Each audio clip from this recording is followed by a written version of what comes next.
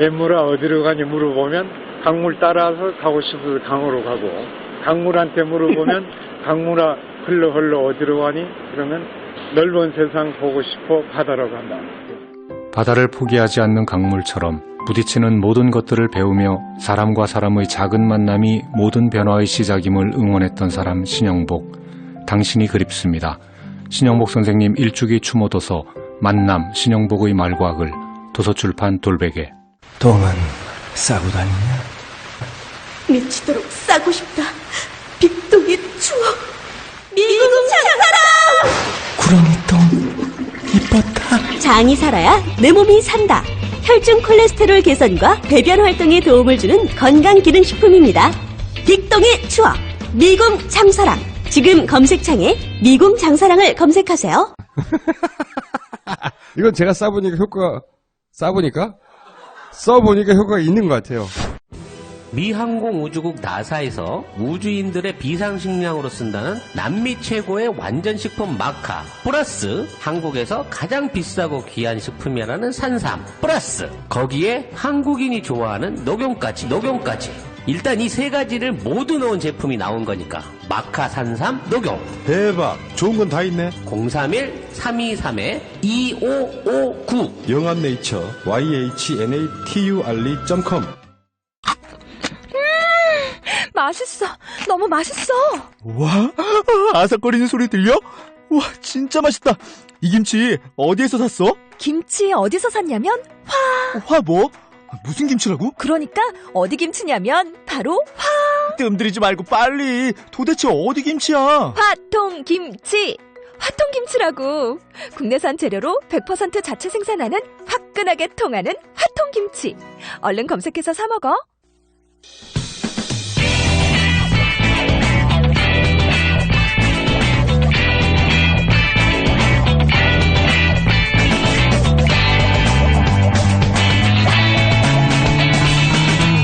김어준의 뉴스공장.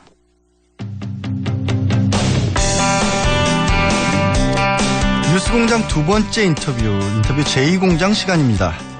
송영길 의원을 비롯한 민주당 의원들이 중국을 방문했죠. 중국 공산당 고위 관계자들을 만나 사드 배치 논란 이후 한중 관계를 논의한 것과 관련해서 보수계에서는 반발이 나오고 있습니다. 민주당 송영길 의원 연결돼 있습니다. 의원님 나와 계세요? 네, 안녕하세요. 예, 안녕하십니까? 네. 예, 지금 의원님들 보시기에 현재 한중 관계가 얼마나 심각하고 악화된 것이라고 보셨길래 중국을 직접 방문하셨을까요? 중국과 직간접적으로 사업을 하고 있는 많은 분들, 또 문화적인 교류 사업, 또 지방자치단체 교류 등이 전반적으로 다 위축되고 축소되고 아예 중국 관리들이 만나려고 하지도 않고 또 통관 절차가 늦어지고 그래서 죽겠다고 아우성입니다, 실제.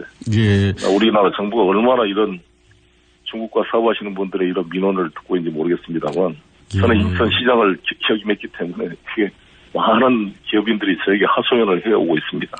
한류 산업, 드라마 같은 것들이 출연 정지됐다 이런 얘기도 많이 보도가 됐었는데 그런 얘기 혹시 직접 들어보신 적도 있으세요? 네, 그렇습니다. 당장 SBS 신사임당 같은 경우도 다 됐는데 지금 통과가 안 돼서 지금 방영도 안 되고 있고 모든 합작 영화라든지 드라마 이런 것들이 다 지금 중단되어 있는 상태입니다. 네, 그런 부분 직접 들어보셨다는 건데 네, 중국 왕이 외교부장 있죠. 그분 직접 만나서 면담했다라고 그렇게 들었는데 어떤 얘기 혹시 나누셨습니까?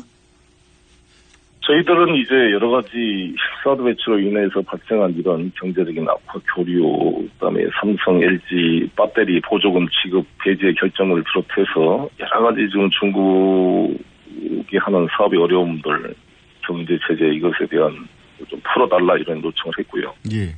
그쪽 입장에서 사드 문제에 대한 우려를 이야기하고 상호간 이런 의견을 나눴습니다. 사실 공식 외교단은 아닌데 왕이 부장이 그런 얘기들을 얼마나 적극적으로 했을까 좀 궁금한데 많이 이렇게 권한이 있으신 건 아니잖아요. 공식적으로. 공식이란 게 우리가 무슨 뭐 공산주의 사회도 아닌데 공식 권한이란 게 뭡니까? 정부가 한 것만 공식이고 국회의원은 무슨 우리가 사인입니까? 우리도 헌법기관이고 국회의원으로서 외교 활동을 하는 거죠. 네. 사실 의원 외교 그런 사고 자체도 잘못된 사고입니다. 정부가 하는 게 공식이고 국회의원이 무슨 그럼 개인적으로 한 겁니까? 예. 제가 우리도 다 헌법기관이고 국회에서 가는 거고 국회의원 외교가 필요한 시점이라고 판단됐기 때문에 가는 것이죠. 의원 외교라고 하는 게 사실은 공식적으로도 인정이 되고 있었는데 제가 질문을 좀 잘못 드렸군요. 죄송합니다. 네. 혹시 어떻게 보면은 뭐 이런 얘기도 하죠. 사드 보복에 관해서 항의를 하고자 하는 차원도 있었던 건데 아까 말씀하셨지 않습니까? 네. 이제 네. 지금 한중 관계도 심각해졌고 드라마도 좀 뭐 막가져 있고 한류 사업도 크게 지장을 초래하고 있다. 그런데 보수 언론에서는 이런 얘기를 합니다. 가서 혹시 훈계만 듣고 온 거 아니냐. 이게 뭐 성과가 없었던 게 아니냐 이런 얘기를 하는 그런 의견들도 있는데 반박을 하신다면 어떤 얘기를 하실 수 있을까요? 뭐 서로 간에 이야기를 하는 거지 한쪽 이야기만 듣는 것은 아니지 않겠습니까? 뭐 중국의 입장을 훈계란 표현은 스스로 자학적인 시각이라고 보여지고 왕이 외교부장이 중국 정부의 공식적 입장을 한번 제대로 들어보는 계기가 된 것은 의미가 있잖아요. 여기 중국 특파원들도 올해 들어와서 첫 외교 일정으로 중국의 외교부 장관을 만나 공식적 입장을 들은 것 자체가 커다란 성과다 이렇게 말한 것처럼 상대방을 뭘 알아야 해결책을 만들 수 있는 거 아니겠어요. 의미가 있다고 보여지고 중국과 만나면 항상 무슨 4대 외교 말하는 이런 보수적인 분들은 왜 이렇게 일본에 가서 저렇게 아베한테 말도 안 되는 위안부 구역 협상을 해가지고 와서 손해상 철거 문제로 논란을 벌이고 미국에서는 아예 말도 안 했는데 알아서 방위비 올려주겠다. 뭐 무역 흑자 뭐 이런 거 줄여주겠다 이렇게 말하는 것 자체는 정말 낯뜨거울 정도의 4대 외교 아닙니까? 그게 오히려 미국과 일본이 말하면 꼼짝도 못하는 자들이 중국이 우리나라의 제1 무역 파트너인데 이거 지금 국민들이 죽겠다고 아우성이어서 경제가 어렵고 김영란법도 통과돼서 너무나 지금 경기도 어려운데 중국 관광객도 잘 안 오고 사업상의 문제가 있어 그거를 해결하고자 가는 의원 활동을 격려를 해줘야지. 얼마나 지금 박수를 보내는데요. 이 중국과 사업하는 사람들은 정말 죽겠다가 아우성인데 제대로 정부는 들어주지도 않고 그거를 풀려고 하는 것 자체가 의미가 있다고 보여지고요. 그쪽에서도 여러 가지 이야기를 하면서 저는 어떤 절충의 가능성을 발견하고 왔다고 생각합니다. 그 여러 가지 얘기라고 하시는데 왕이 부장이 또 정확히 어떤 얘기를 좀 했습니까? 의원님한테는? 사드의 지금 폐지냐 마냐라는 어떤 그 오로와 나싱의 그런 개념이 아니라 이 한중 관계가 올해 25주년을 맞이했는데 이걸로 우리가 상처를 받아서는 안 된다. 뭔가 지혜를 모아서 풀어보자. 이것을 가속화시켜서 이렇게 할 게 아니라 이 시간을 두고 뭔가 그걸 찾아볼 수 있는 가능성을 확인했습니다. 예. 근데 이제 사드 문제가 이렇게 된 것까지 보면 중국이 좀 북한과 관련해서 적극적인 역할을 안 해줘서 이런 거 아니냐라는 또 그런 반론도 있거든요. 혹시 그런 부분에 대해서 말씀하신 게 있나요? 그런 문제에 대해서도 당연히 이제 반론을 제기했고 저도 왕 이 부장한테 직접 북한의 추가적인 6차 핵실험 문제와 ICBM 개발 같은 데에 대한 대환 방안을 이렇게 물었습니다. 왕 이 부장 이야기도 자기들은 유엔 결의안 2263일 등을 다 지금 성실하게 이행하고 있고 그걸 지켜나가고 있다. 관주하고 있다라는 것을 이야기하고 이 한중 간의 그러한 협력의 중요성을 강조를 했습니다. 제가 보더라도 북한이 중국이 말한다고 그냥 듣는 나라가 아니잖아요. 북한이라는 나라가 지금 미국 말도 안 듣고 중국 말도 안 듣고 어떻게 보면 아주 독특한 나라 아닙니까? 완전히 그 자기 어떤 그 주체 사상이라는 것을 강조하면서 완전히 소련과 중국 간의 갈등 관계 속에서도 자기들만의 어떤 그 강대국을 요리하는 외교를 해본 경험이 있는 나라이기 때문에 쉽지가 않아요. 정말 그 중국 입장에서도 어떤 중국 이렇게 하소연을 하더라고요. 북한이 자기 등에 칼을 꽂았다고 이야기한다는 거예요. 북한 외교관을 만날 수가 없답니다. 만나자 그래도 중국 쪽에서. 만나주지를 않는데 북한 애들이. 그렇게 자기들은 북한로부터 서운한 소리를 들으면서도 유엔 제재 결의에 참여해서 뭔가 북핵 공조를 하고 있는데 한국이 또 등에 칼을 찌르는 사드 배치를 이렇게 하면 자기들은 어떻게 할 것이냐 이런 하소연을 하는 거죠.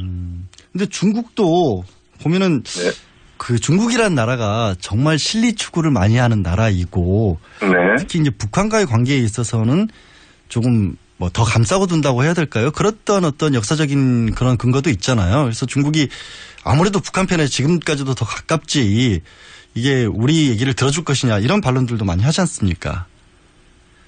글쎄, 그건 이제 거기 가서 중국에서 살아보신 분들은 느끼겠지만 지금 중국과 북한의 관계는 최악의 관계입니다. 아, 최악의 관계다. 그러니까 북은 중국을 배신자로 생각하는 거고 아예 푸틴만 먼저 이야기하고 시진핑을 뒤로 밀어버릴 정도로 관계가 아주 악화되어 있는 것이죠. 그러니까 이제 중국은 이렇게 북한과의 관계 악화를 감수하고도 한국과의 협력에서 북핵 문제에 협력을 하고 있는데 왜 우리 이야기를 잘 안 들어주느냐. 대한민국의 국가안보 위협에 대해서 충분히 존중한다. 그런데 자기들은 사드 배치가 대한민국은 북핵 방어용이라고 그러지만 중국을 겨냥한 것으로 자기들은 이해를 하고 있는데 이에 대한 우려를 너무 무시하고 존중받지 못하고 있다 이런 평가를 받는 거죠. 그것도 그 주장이 뭐냐면 황교안 총리께서 6월 30일 날 북경을 방문해서 시진핑을 만났는데 그 자리에서도 시진핑이 강력히 사드 문제 이야기를 했단 말이에요. 근데 돌아와서 7월 4일 날 작년 7월 4일 날 국회 대정부 질문에서 한민구 장관이 나와서 김종대 의원 질의에 전혀 논의된 바 없다 해놓고서 바로 4일 뒤인 7월 8일 날 일방적으로 사드 배치 결정을 발표를 했어요. 그러니까 우리 국회의원들도 황당했고 중국 입장에서는 더 그러지 않았겠어요. 근데 예 지금 이제 가장 송 의원님하고 대척점에 있으신 분이 이제 바른정당으로 이름을 바꾸셨죠. 바른정당 유승민 의원 아니겠습니까? 이번 방중에 대해서는 굉장히 목소리를 높였죠. 매국행위였다라고까지 비판을 하셨는데 어떻게 받아들이세요? 글쎄요. 평소에 하지 않았던 일을 갑자기 발언을 하면 뭔가 다른 의도가 있을 텐데 아마 대선 주자로 좀 자기를 띄우려고 너무 무리한 말씀을 하신 거라고 보는데 그렇게 같은 국회의원 상대 외교를 그렇게 말하는 것은 그게 꼭 70년대 구태 정치 아니겠어요. 아니 국회의원들의 생각이 다를 수 있지만 역할 분담과 방법의 차이로 서로 존중을 해야지. 다 대한민국 국익을 위해서 뛰지. 그러면 사드를 그러면 자기는 무슨 3개나 더 사와야 된다 그러는데 그거야말로 매국행위 아닙니까? 외국 나라 군대 무기를 우리가 아무도 통제도 하진 않고 우리 혈세를 들여서 실효성 여부도 검증도 안 된 무기를 사온다는 게 그게 애국행위예요. 그리고 더구나 전시작전권이라는 게 군사주권의 핵심인데 전시작전권을 돌려주겠다는 미국의 요청도 거부하고 오히려 전시작전권을 돌려받지 않고자 하는 이런 자들이 어떻게 국가의 주권을 이야기할 수가 있습니까? 이제 미국만 편을 들고 균형 잡힌 외교를 못하고 있다 이런 말씀으로 받아들여도 되겠죠. 근데 그렇습니다. 그리고 더구나 저는 유승민 의원이 경제를 아신다는 분이 지금 한중 관계가 우리나라 25%의 무역을 차지하고 있는 한중 관계를 이렇게 악화시키면서 대한민국 경제를 어떻게 하려고 그래요. 지금 LG 삼성 같은 경우는 배터리 보조금 이거 못 받으면 저 수천억을 투자해 놓은 거 전부 철수해야 될 판인데. 근데 유승민 의원에 대해서는 그 사드를 강조하는 것을 정치적인 어떤 이유다라고 말씀을 하셨는데 유승민 의원이 다른 부분은 모르겠는데 또 국방위원회 활동을 오래 하셨고 사드에는 가장 적극적으로 나서는 분 아니겠습니까? 정치적인 이유만으로 봐야 할지 아니면 실제로 어떤 국방에 대한 소신이나 이런 부분들이 또 송 의원님이 생각하시는 것과는 좀 달리 뭔가 좀 나름의 그쪽에서는 더 전문가시기 때문에 이렇게까지 강조를 하시는 건 아닌지 어떻게 보세요? 그 소신 부분은 제가 존중하는데 그거를 저 소신을 가지고 뭐라는 게 아니라 저의 방중 행위를 매국 행위로 많은 것 자체가 이상한 말이다 이거죠. 그렇지 않습니까? 자기 소신이 중요하면 남의 소신도 존중을 해야죠. 그런 말도 안 돼. 자기가 사드 배치만 애국이고 반대한 매국이라는 이런 말도 안 되는 논리를 그게 올바른 정치인의 자세입니까? 소신이라는 얘기를 왜 나오냐면 이게 민주당 당론하고도 관계가 있는 것 같아요. 그러니까 민주당에서는 여권에서는 왜 민주당 차원에서는 사드에 대해서 공식적으로 입장을 정리를 안 하냐. 지금 문자로도 사실 뭐 김택형님이 보내주셨는데 민주당 당론이 사드 반대냐. 미국과의 관계에 대해서는 어떻게 생각하느냐. 이런 부분들에 대해서 좀 의문을 가질 수밖에 없는 상황이잖아요. 정리를 안 해주시니까. 제가 당대표 후보 나올 때 강력하게 저는 정리를 잘 했습니다만 지금 당이 여러 가지로 이 문제에 대해서 좀 미루고 있는 모습에 대해서 저도 안타깝게 생각하고 있습니다. 그러나 현재 우리 당 입장은 현재 이 황교안 체제에서 결정해서는 안 되고 차기 정부로 미뤄야 된다 이런 입장을 가지고 있는 것으로 알고 있습니다. 예. 혹시 차기 정부로 미뤄야 된다라는 입장과 관련해서도 혹시 양희 부장을 만나신 자리에서 차기 정부에서는 어떻게 될 것이라는 그런 말씀도 좀 하신 적 있으세요? 아니, 그런 적은 하지 않고 충분한 시간을 가지고 이 문제의 솔루션을 찾아보자 이런 입장이었고요. 예. 저는 개인적으로 이거는 국회에서 처리해야 한다고 봅니다. 차기 정부도 이거 처리하기가 쉽지 않습니다. 국회에서의 국회의 비준 동의사항으로 국회에서 절충안을 만들어낼 수 있다. 저는 이렇게 생각합니다. 예. 알겠습니다. 의원님 오늘 말씀 여기까지 듣겠습니다. 고맙습니다. 네, 감사합니다. 지금까지 더불어민주당 송영길 의원이었습니다. 출근할 때 보고 싶고 듣고 싶은 게 너무 많죠? 하루 딱 5분. 이제 듣고 싶은 목소리로 사장님처럼 브리핑 받아보세요. 출퇴근하실 때 관심 있는 것만 짧게 요약해서 브리핑해드리는 나만의 음성비서. 27조 브리핑 이어링이 있습니다. 앱스토어에서 이어링을 다운로드하세요. 아주 사소한 것까지 브리핑해드립니다. 나만의 음성비서 27조 브리핑 이어링. 동결건조로 영양소 손실을 최소화한 아로니아 분말 들어보셨어요? 우리 농장 아로니아 분말은 전라북도 김제에서 직접 수확한 100% 국내산 무농약 아로니아로 만들었습니다. 눈에 좋고 피부에 좋고 혈액순환에 좋은 우리 농장 아로니아 분말. 뛰어난 항산화 작용으로 노화를 방지하고 면역력을 높여 건강을 지켜줍니다. 명절 선물로도 아주 좋아요. 네이버에서 우리 농장 아로니아를 검색해보세요. 한글도 남보다 빨리 깨치고 참 똑똑했는데 갈수록 실력이 뒤처지는 것 같아 걱정이에요. 혹시 초등학교 교과서 본 적 있어요? 어려운 어휘가 너무 많아요. 학교에서는 어휘 개념을 하나하나 설명해줄 시간이 정말 부족하잖아요. 그럼 어떡하죠? 내 아이의 어휘만큼은 내가 책임져야죠. 어휘 공부의 정성. 초등어휘 3000, 초등어휘 5000. 검색창에 초등어휘 3000을 쳐보세요.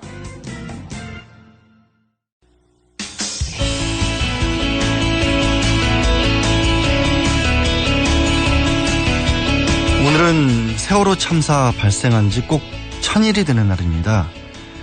그날의 아픔을 누구보다도 생생하게 기억하고 있는 사람들, 바로 단원고 생존 학생들이겠죠. 이제는 대학생이 된 우리 아이들이 그동안 가슴에 품어온 말은 뭔지 단원고 2학년 3반 출신 김도현 학생과 얘기 나눠보겠습니다. 김도현 학생 나와 계세요? 네, 안녕하세요. 예, 사실 많은 국민들이 그렇지만 저도 이 사건을 떠올리면 울컥하고 이게 어떻게 보면은 꺼내서 얘기하기 굉장히 어려운 그런 기억일 텐데 이렇게 물어봐 드려서 미안하고 고맙습니다. 예, 나와주셔서. 네. 예. 쉽지 않을 텐데 세월호 사고가 발생했을 때 우리 도현 학생은 어디 있었어요? 저는 많은 친구들이 머물던 객실에 있지 않았고 당시 3층 로비에 있었어요. 식당 앞에 있는 소파에 앉아 있다가 배가 기울고 나서는 식당과 안내데스크 사이에서 구조를 기다리고 있었어요. 그곳이 그럼 객실보다는 조금 위쪽에 배에 있었던 건가요? 객실은 4층이었고 저희는 3층이었는데 사실상 1, 2층은 화물칸들이 많아서 저희가 사용하는 1층과 같은 공간이었고 배가 기울고 나서는 기운 아래쪽으로 제가 쓸려 내려가서 당시에 객실에 있었던 친구들보다는 탈출이 용이했던 공간이었던 것 같아요. 아, 구조적으로 조금 빠져나기 쉬운 것이었다라는 거죠. 그럼 어떻게 지금 많은 학생들이 그때 당시에 이제 있으면서 뭐 탈출 지시도 없었고 그들은 머물러 있어라라는 얘기를 들었다고 하지 않습니까? 네네. 그런데 우리 학생은 어떻게 나올 수 있었어요? 아까 말한 것처럼 제가 배가 기울어서 아래쪽으로 기울어 있는 쪽에 제가 머물러 있었어서 제가 있던 쪽이 갑판 쪽이었거든요. 물과 좀 가까운 쪽이었군요, 바다와. 네, 그냥 다리를 뻗으면 바로 물에 닿을 수 있는 거리였어서 갑판 쪽에서 버티고 있다가 제가 있던 갑판 쪽으로 물이 처음 들어왔어요. 그래서 물이 차는 거를 직접 목격을 했고 가만히 있으면 안 될 것 같아서 그때 직접 물로 뛰어내리기 시작을 했던 것 같아요. 물이 보일 정도가 돼서 그래도 다행히 이제 도현 학생은 직접 그런 결정을 한 건데 네. 지난 주말 촛불 집회 다른 친구들이 좀 나왔잖아요. 네. 그때 그 친구들이 우리는 구조된 게 아니다 탈출한 거다 이런 말을 했습니다. 네. 혹시 그 친구들이 구조가 아니라 탈출이라고 얘기한 이유가 그럼 도현 학생과 같은 그런 맥락이었겠죠? 네, 실제로 해경의 도움으로 배에서 빠져나온 친구들이 거의 없었던 것 같아요. 저만 하더라도 배에서 제가 두 발로 뛰어내렸고 바다 한가운데에서 해경 보트까지 직접 수영을 해서 갔거든요. 그러다 보니까 친구들 모두가 직접 탈출을 했다는 표현이 적합하지 구조를 했다는 표현을 사용하기에는 적절한 상황은 아니었던 것 같아요. 그 도현 학생 같은 경우도 뛰어내렸는데도 구조를 못 받고 많이 떠돌았다라는 말씀이죠? 네. 해경이 저희를 목격했는데도 다가오지는 않았기 때문에 저희가 직접 애들끼리 서로 손잡고 수영해서 갔던 것 같아요. 아니 배 안에 들어가지 않은 정도가 아니라 바다에 학생들이 떠 있었는데도 다가오지조차 않았다라는 말씀이세요? 네. 저희가 불렀고 저희를 쳐다보지 않은 것도 아니었거든요. 그러니까 눈앞에서 학생들이 떠돌고 있는데 보고 있으면서도 그냥 있었다는 거였죠, 가만히. 네, 당시에 배에 저희 말고 다른 생존하신 분들, 일반인 분들을 태우고 해경 1, 2, 3정으로 옮겨가고 있던 중이었던 거는 맞지만 그래도 애들이 직접 두 발로 뛰어내렸음에도 다른 해경 분들한테 도움을 요청한다든지 다가준다든지 하는 조언은 하나도 없었던 것 같아요. 참 말씀을 들을 때마다 참 화가 나고 안타깝고 그런데요. 사고 이후에 이제 지금까지 힘들었던 시간들, 가장 힘들었던 시간은 언제, 어떤 시간들이 가장 힘들었습니까?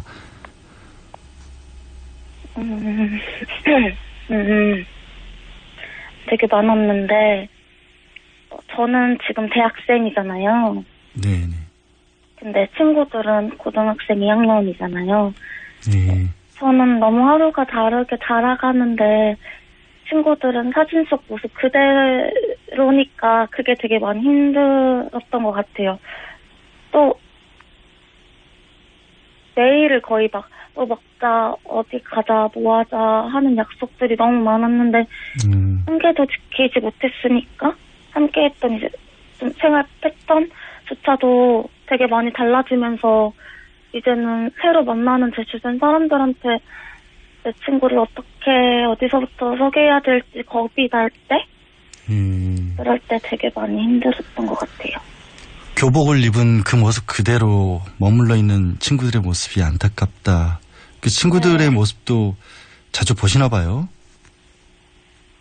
아마 대부분의 친구들이 그렇지 않을까요? 자기 전에 사진 한번 보고 자기 전에 동영상 한번 보고 그때 관련된 것들을 많이 생각하다가 자기 마련이니까 애들 사진을 거의 매일 보는데 매일 잠을 드실 때도 그러면 그렇게 이제 지난 친구들의 모습을 그렇게 보면서 지금도 잠이 드세요? 네. 이제 오늘이 사고가 나고 벌써 1000일이 흘렀습니다. 그러니까 1000일이라는 시간이 흐른 것 같으세요? 1000일 맞는 기분이 어떠세요? 이렇게 여쭤봐도 되는지 모르겠지만. 보통 막 1000일이라고 하면은 굉장히 큰 시간이라고 느껴지잖아요. 네. 근데 그 1000일이 이렇게도 허무하고 또 빨리 지나갈 수 있구나 정도인 것 같아요. 저는 아직 제가 왜 죽을 뻔했는지, 내 친구들과 선생님은 왜 죽어야만 했는지에 대한 이유도 모른 채 1000일이 그렇게 너무 빨리 흘러버렸으니까. 지금도 그러면 이제 2014년 4월 16일이 바로 어제같이 그렇게 느껴지신다는 그런 말씀이시죠? 그쵸. 저희한테는 아직 너무 생생한 기억이니까요. 지금 그러면 아직도 뭐 왜 어른들이 아직도 그 모습을, 그 이유를 밝혀지지 못한 게 사실 지금 도현 양이 말씀하신 것처럼 어제처럼 지금도 1000일이라고 하는 게 허무하게 시간이 흘러간 그런 이유겠네요. 아직도 속이 답답하신 거잖아요. 지금 모르니까. 저 아직 많은 SNS에서도 제가 알고 있는 사실과 다른 많은 허위 사실들이나 각종 추정글이 많이 올라오잖아요. 네. 근데 저희는 행준학생이라는 이유만으로 가볍게 글을 남길 수 있는 상황이 아니니까 답답하고 내가 직접 본 그 상황들은 언제 제대로 알려질지 그냥 기다리는 시간만 천일이었으니까. 그래도 이제 어떤 뭐 언론이나 또 주변에서 또 세월호 진상규명을 위해서 애쓰시는 분들도 많이 있었는데 그래도 아직도 도현 학생이 보기에는 제대로 된 어떤 얘기들이 안 나왔다라고 그렇게 보시는 거예요? 이제 시작하는 것 같아요. 이제 시작하는 것 같다. 단상에 올라갔던 친구들도 시민분들 덕분에 많은 분들 덕분에 다시 한번 진상규명을 할 수 있는 기회를 얻어서 정말 감사하게 생각한다는 말을 했던 것 같은데 네네. 이제야 시작이라 이제야. 네, 이제서야 제가 알고 있고 제가 목격했던 그런 사실들이 알려지기 시작하지 않을까 하는 그런 마음이 있어요. 네.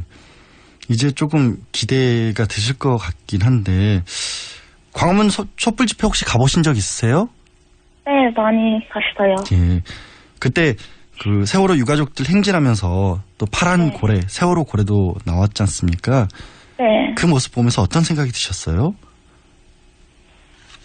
저는 원래 고등학교 2학년 때 생존자로서 집회에 참여할 때보다 일반 대학생으로 촛불 집회에 참여했을 때가 훨씬 저한테는 값졌거든요. 근데 그런 상황에서 세월호 이야기를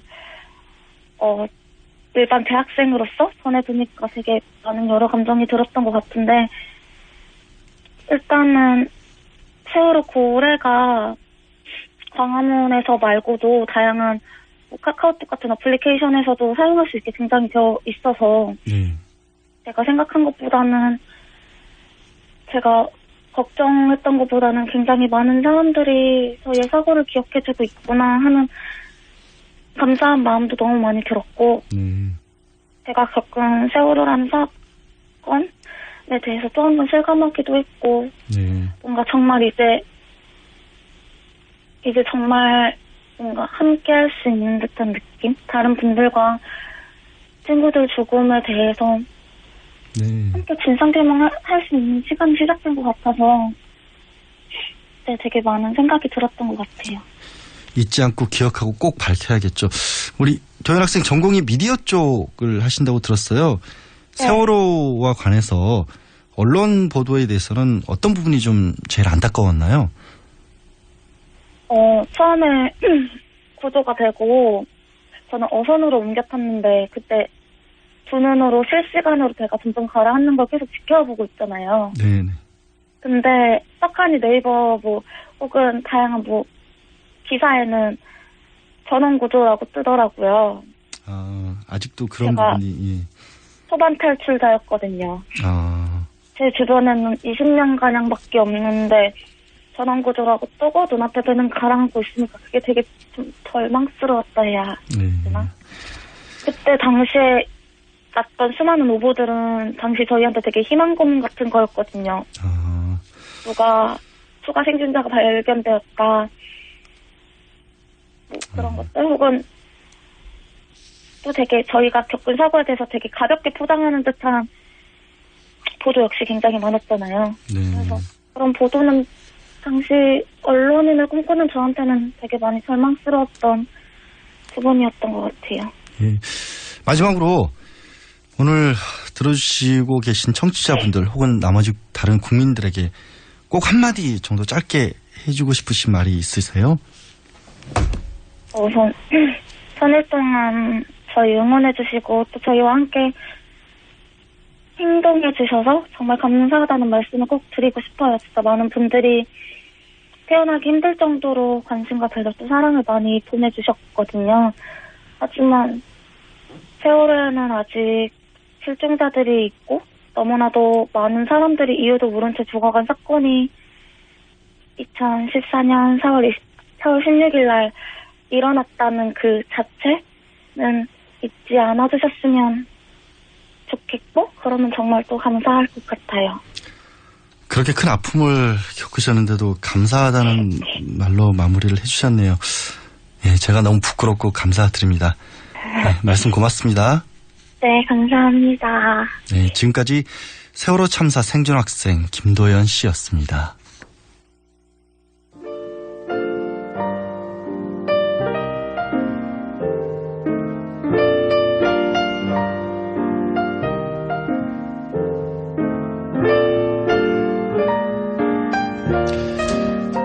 뉴스공장 불만 접수 AS 시간입니다. 청취자분들 문자가 아주 많이 들어와 있는데요. 아이디 대머리 총각님, 김어준 공장장은 또 재판이 있나요? 모르겠습니다. 저한테 의뢰는 안 했습니다. 1441님, 혹시 이것들이 공장장을 억해했나 하면서 깜짝 놀랐습니다. 공장장 정말 휴가 가신 것 맞죠? 아니요, 제가 탄핵해서 강제 추방해버렸습니다. 돌아올지는 여러분들이 결정해 주십시오. 오늘 첫 진행이라 조금 많이 떨렸는데 뉴스공장 식구들이 예쁘게 봐주신 덕에 무사히 진행하고 있는데요. 7211님, 4대 천왕님 이제 진행까지 맡으셨군요. 몇 번 해명을 드렸죠? 전 4대 천왕 아닙니다. 7576님, 오프닝 변론하실 때 변호사풍으로 잘 하시네요. 공장장 몰아내고 메인으로 들어오세요. 권한대항이지 그런 욕심은 사실 없습니다. 3752님, 양지열 변호사님이 주말에 뉴스 공장을 돌리면 어떨까요? 주말 공장장으로 임명합니다. 영광입니다. 근데 왜 김어준 공장장은 주말엔 왜 쉬죠? 청취자분들 계속 만나서 되는데. 0123님, 김어준 공장장님의 질문이 항상 예리해서 놀라웠는데 양변님도 잘하시네요. 제 결론은 작가님들이 준비를 많이 하시는 듯. 늘 그렇듯 보이지 않는 곳에 계신 분들이 훨씬 더 많은 일을 해주시죠. 감사드립니다. 마지막 김도연 학생의 그 인터뷰를 보고 문자들을 많이 보내주셨어요. 저도 사실 진행하기가 어려울 정도였는데요. 이렇게 소개해드리겠습니다. 씩씩하게 친구들 목까지 잘 지나야 돼. 반드시 진실을 밝혀야지. 또 눈물 나고 아이들 생각나서 방송 못 듣겠네 라고 보내주신 분 있고요. 저는 지금도 학생들 생각만 해도 눈물이 나는데 뻔뻔한 대통령과 그 수하들은 지금도 자기네들은 따뜻한 밥 먹고 살고 있는 게 두렵지 않소. 두려워해야 합니다. 우리 아이와 동갑인데 애띤 목소리가 너무 가슴 미어져요. 목소리가 너무 고와서 저도 더 슬펐습니다. 네, 고맙습니다.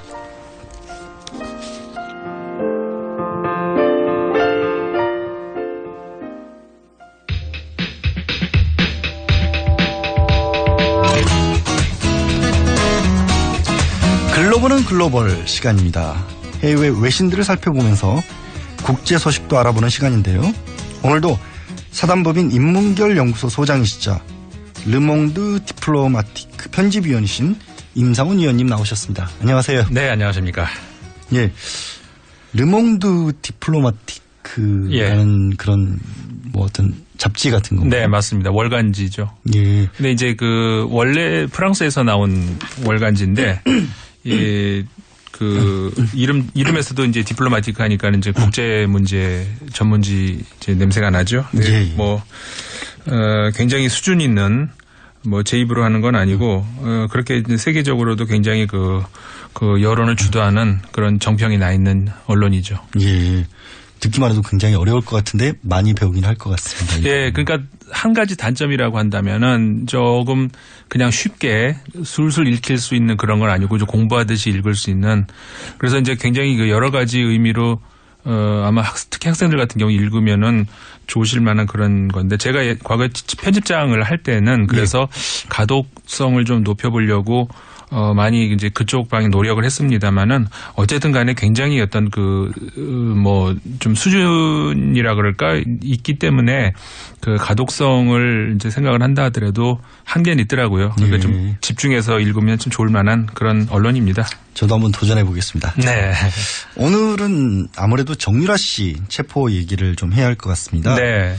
현지 시간으로 지난 1일 날 덴마크 경찰이 최순실 씨의 딸 정유라 씨 체포했다는 소식이 전해졌는데 네.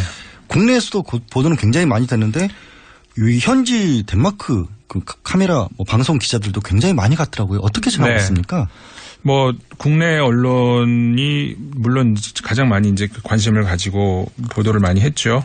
네, 이제 국제 다른 그 외신들도 보도 많이 나왔습니다. 그 1일 날 체포가 됐죠. 체포된 날은 현지 시간으로 1일이었고, 이제 2일자 보도가 이제 거의 대부분을 차지하고, 우리나라는 그 이후로도 계속해서 이제 나오고 있습니다만 외신들은 2일 날 보도가 제일 많이 나왔습니다. 미국 같은 경우에 이제 AFP 통신 이제 서울발로 해가지고 정 씨의 그 신병 확보를 위해서 인터폴에 수배를 요청했는데 국내로 돌아오지 않고 스캔들과 관련해서 수사에 응하지 않고 있기 때문에 어쨌든 간에 아직 출국이 안 돼 있다. 뭐 그런 내용이 있었고요. 영국 로이터 통신도 비슷한 내용입니다. 그 경찰이, 그러니까 덴마크 경찰이죠. 정 씨를 포함해서 2015년생 아이 포함해서 4명이 현재 구금 중이다. 이런 얘기 있었고 여권이 말소된 상태고 당국은 이제 독일 검찰 측에 그 정 씨 소재 재무 자산 이런 데 내야 대한 정보를 요청했다 이런 내용. 프랑스 AFP 통신 같은 경우도 비슷한 내용입니다. 이제 프랑스 AFP 통신 같은 경우는 이제 좀 설명이 있어요. 뭐냐면 이제 교육열이 높은 한국인들의 아픈 곳을 건드렸다. 이런 내용이 있는데 교육적으로 분석을 한 거네요. 교육. 예. 근데 이 관련 내용이 이제 많이 있거든요. 근데 이 대목에서 사실 뭐 우리 한국 사람들한테는 본질이 아닌 문제일 수 있는데 저는 이걸 읽으면서 뭐를 봤냐면은 그러니까는 그 정유라 씨가 지금 아까 여기 AFP 통신 같은 경우에 나온 경우처럼 한국인들이 분노를 한 이유가 네.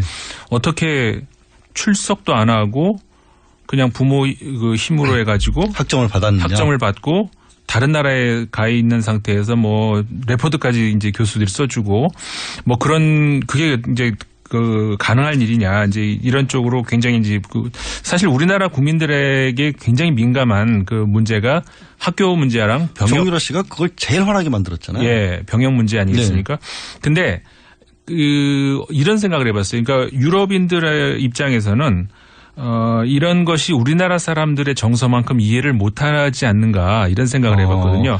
그 이유가 왜 그러냐면 그러니까 제가 아까 말씀드린 것처럼 우리가 지금 가지고 있는 본질에서 약간 벗어나는 문제는 있습니다만은 그래도 중요한 문제가 한국인들에게 이게 대입이라는 것이 얼마나 중요하길래 유럽 사람들한테는 대학 갈 수도 있고 안 갈 수도 있고 그 뭐 누구 부모 백으로 갔나 보다 이러고 말 수도 있는 그런 문제거든요.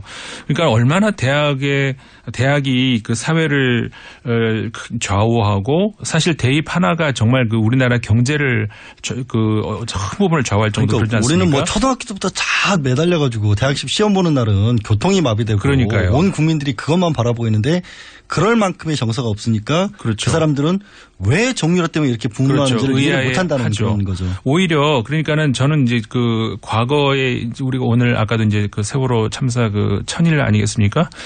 아까 그 학생 인터뷰를 네. 저도 밖에서 듣다가 저도 울컥해져 가지고 지금 목소리가 좀 그런데 사실 그때 그러니까 1000일 전 그 세월호 사건이 났던 그날 그 당시 그때 유럽 같았으면 그때 탄핵이 이루어졌어야 됩니다.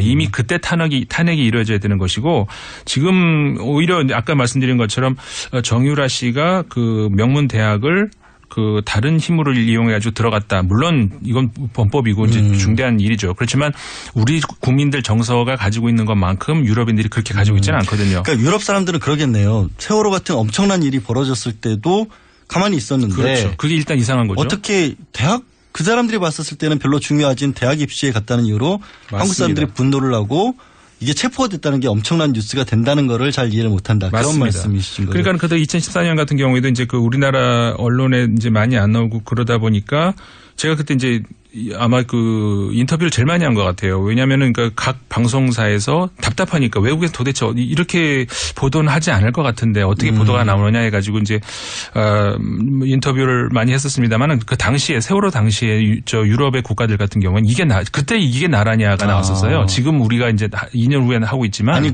그때 이게 나라라는 표현을 그 나라에서 썼단 말이에요. 우리나라를 가리켜서. 정확한 그 표현은 아니지만 이게 그 대통령이 그 300몇 명의 학생이 그렇게 그 국가의 실수로 해가지고 아니면은 뭐 어쨌든 간에 국가의 잘못으로 인해 가지고 그런 일을 당했는데 이게 그대로 정권이 유지가 된다? 이거는 유럽에서는 상상할 수가 없다는 이건 전복이 돼도 벌써 전복이 됐었어야 한다는 그런 그 사설이라든가 독일 언론이 이런 게 나왔거든요. 근데 덴마크에서 이게 체포가 됐는데 덴마크 분들이 굉장히 놀랐을 것 같아요. 그렇죠. 외신으로만 접하다가 갑자기 이게 왜 우리나라에서 이런 일이 벌어지지라고 하는데 덴마크에서는 어떤 반응이었어요? 덴마크 국민들은? 덴마크 국민들 같은 경우에 이제 그 사실 인구가 우리나라보다 한 500만 정도 적잖아요. 그 전체 인구도 적고 특히 그 체포된 그 도시 같은 경우에는 월브르그 같은 경우 12만 정도로 알려져 있는데 10만 조금 넘습니다. 10몇만 되는데 그 월버그 같은 경우에는 정말 그 한국인들이 뭐 몇십 명 산다고 하던가요? 뭐 몇 명 안 되는데 상상을 못했던 그런 일이죠. 그래가지고 굉장히 뭐 무슨 일인가 하는 어떤 그런 그 반응들이 많이 나와요. 이게 뭐 어떤 일인지 현재 벌어지고 있는 일을 잘 알고 있지 않은 사람들 같은 경우에는 좀 이해를 하고 갑자기 우리나라 기자들이 들이닥치니까 이해를 못해야죠. 그럼 덴마크 신문이나 뉴스에서 헤드라인 어떻게 뽑았어요? 덴마크 신문 같은 경우도 비슷하게 나옵니다. 그 가장 많이 사용한 사진이 그 정유라 씨가 이렇게 금메달 이빨로 이렇게 깨물고 있는 거 있죠. 그 사진을 가장 많이 쓰더라고요. 덴마크 언론 같은 경우에 이제 그런 거로 해가지고 이제 금메달 리스트, 그 다음에 이제 그 부모의 어떤 그 비정상적인 그런 힘으로 해가지고 대학에 입학하고 그런 것으로 인해 가지고 이제 그 한국의 라스푸틴의 딸. 네, 라스푸틴이라는 게 그 무당처럼 조종을 했던. 그렇죠. 최순실의 무당이라는 그런 식의 비유를 이제 덴마크에서 든 건데. 그러니까 근데 그것도 사실은 우리가 뭐 외국에도 있구나 이렇게 말 문제가 아니에요. 사실 잘 아시는 분은 아시겠지만 라스푸틴이 누굽니까? 그거는 민주국가에서 일어난 일이 아니었고. 그렇죠. 러시아 제정 국가에서 짜르 황제 시절에 종료 승려가 그렇게 했다는. 그렇죠. 남성이었습니다마는 그래가지고 실제로 그 러시아의 마지막 왕조 로마노프 왕조인가요? 그 왕조 결국은 그거로 인해 가지고 물론 직접적인 건 아니지만은 멸망까지 하지 않았습니까? 제국의 붕괴를 가져왔던 사건인데. 그렇죠. 그 사람들이 그런 표현을 쓴다는 것은 사실상 대한민국 체제의 어떤 붕괴라는 그런 얘기를. 민주국가에서 벌어질 수가 없는 그런 일을 라스푸틴이라는 말이 자꾸 나오는 데 있어서 우리나라만 그런 게 아니네 이렇게 할 문제가 아니에요. 이건 굉장히 부끄러운 문제입니다. 라스푸틴의 딸 덴마크에서 체포 이런 식의 이제 타이틀 이런 데가 많이 나오네요. 다른 그 언론에서도 라스푸틴의 딸이라는 표현이 영국에서도 나오고 유럽에서 굉장히 많이 나오네요. 네. 근데 덴마크가 사실 우리가 덴마크는 뭐 이렇게 작은 나라이기도 하고 많이 가는 곳은 아니잖아요. 네네. 그리고 덴마크도 역시 한국을 잘 모를 텐데. 서로 잘 모르죠. 근데 이번 사건 때문인지는 모르겠습니다만은 덴마크 방송에서 김치에 대해서 긴 시간을 뭐 쪼개서 방송을 했다 이런 얘기가 있는데. 케이블 방송인데 그 케이블 방송이긴 합니다만은 그 황금 시간대예요. 토요일 저녁 사람들이 가장 많이 그 뉴스를 그러니까 방송을 볼 만한 그 시간대에 한 20여 분간이었던 것 같은데 우리나라 김치를 소개하는 실제로 우리나라 와가지고 실제로 이제 그 소개한 그분 같은 경우에 우리나라에 대해서 잘 아는 분 같아요. 그래서 이제 실제 한국 요리도 할 줄 알고 김치 만드는 법도 하고 굉장히 많은 시간을 할애해가지고 이제 소개를 했는데 물론 그게 이 정유라 씨의 어떤 그 일과 직접적 관계가 있는지 그거는 뭐 알 수가 없습니다만은 우연인지 모르겠습니다만 그 갑자기 그 한국에 대해서 이제 그 나라에서 굉장히 그 관심을 가지는 그런 계기가 또 됐죠. 그게 토요일 저녁 되면 우리 같으면 뭐 예능 프로 그렇죠. 그런 것들이 나올 시간대에 주요 편성을 했었다는 거고 김치로 요리 같은 것도 만드는 거 했다. 네, 맞습니다. 갑자기 좀 씁쓸해지는 게 이게 뭐 저 한류 문화재단 이런 사업들 하면서 김치를 내세웠던 게 또 최순실의 어떤 그러네요. 작품인데 네. 그게 그렇게 연결이 되나요? 최순실이 결국 기여를 한 건가요? 그러면? 씁쓸합니다 진짜. 예. 그거 말고요. 혹시 기왕 말씀을 해주셨으니까 뭐 얘기하신 것처럼 덴마크 저도 잘 모르거든요. 유럽 여행 몇 번 갔는데도 덴마크는 못 가봤는데 우리가 덴마크에 관해서 이런 거 정도 알아두면 좋을 것 같다. 모르고 있었던 거 이런 거 몇 가지 소개해 주실 수 있을까요? 사실은요. 그 덴마크라는 나라 지난주에 수요일 날 그 과학 코너 있지 않습니까? 굉장히 재밌게 들었어요. 그래서 이제 그런 것 좀 덴마크에 또 없을까 이렇게 봤는데 사실 그때 이제 그 말씀 나온 게 그런 거 아니겠습니까? 그 양자역학 얘기를 하면서 상식의 붕괴. 그다음에 인과관계의 붕괴 이런 것들이 그러니까 정통이라고 하면 좀 그러니까 과거 전통적인 그런 과학에서 없었던 그런 새로운 어떤 패러다임이 등장하는 근데요. 이 덴마크 하면 또 다른 인물이 있습니다. 이제 잘 안 알려져 있습니다만은 옐름슬레우라고 하는 언어학자가 있거든요. 옐름슬레우 언어학자. 예. 철학 전공하셨죠. 잘 아실 것 같은데 그 옐름슬레우라고 하는 그 언어학자가 그 일반 대중인들에겐 잘 안 알려졌습니다만 이 현대 인문학에 굉장히 지대한 공헌을 한 사람이거든요. 근데 뭐 이론을 소개하겠다는 건 아니고 다만 그게 그러니까 대충 어떤 내용이냐면은 그 합리성 그러니까 어떻게 보면 양자역학 때 소개해드린 거하고 좀 반대 방향일 수가 있는 거죠. 그러니까 예를 들어서 우리가 그 어떤 이론이 있다든가 어떤 사실관계가 있을 때 그 균형 그 동질성 그러니까는 만약에 이런 거 제가 예를 하나 들어보자면은 어떤 그 반쪽만 보이는 어떤 그 생물체가 있다고 할 수 있다. 그러면은 이거 오른쪽에 손이 있다면 왼쪽에도 손이 있어야 정상 아니겠습니까? 손이 오른쪽만 있고 왼쪽은 없을 수는 없잖아요. 그러니까 가려져 있어도 알 수가 있는 거죠. 그러니까 그런 균형. 그러니까 과거에 이제 코페르니쿠스하고 비슷하다고 할 수가 있는데 그러니까 우리가 꼭 봐서 아는 게 아니라 합리적으로 우리가 이렇게 그 정상적으로 생각을 하는 것이 어떤 것인가라고 하는 어떤 그런 합리성에 굉장한 어떤 기여를 한 사람이거든요. 현대 이제 기호학에도 기여를 하고 그렇기 때문에 덴마크가 그런 어떤 그 전통에서 벗어난 그런 어떤 그 학문하고 관계만 있는 것이 아니라 데카르트부터 이어지는 그 전통적인 유럽의 합리주의 여기에도 굉장한 기여를 한 그런 나라입니다. 그런 합리적인 나라에서 결국에는 가장 비합리적인 라스푸틴의 딸이 잡히는 그런 일이 벌어졌다는 그런 말씀이셨습니다. 예, 오늘 말씀은 여기까지 듣겠습니다. 지금까지 르몽드 디플로마티크 임상훈 편집위원이었습니다.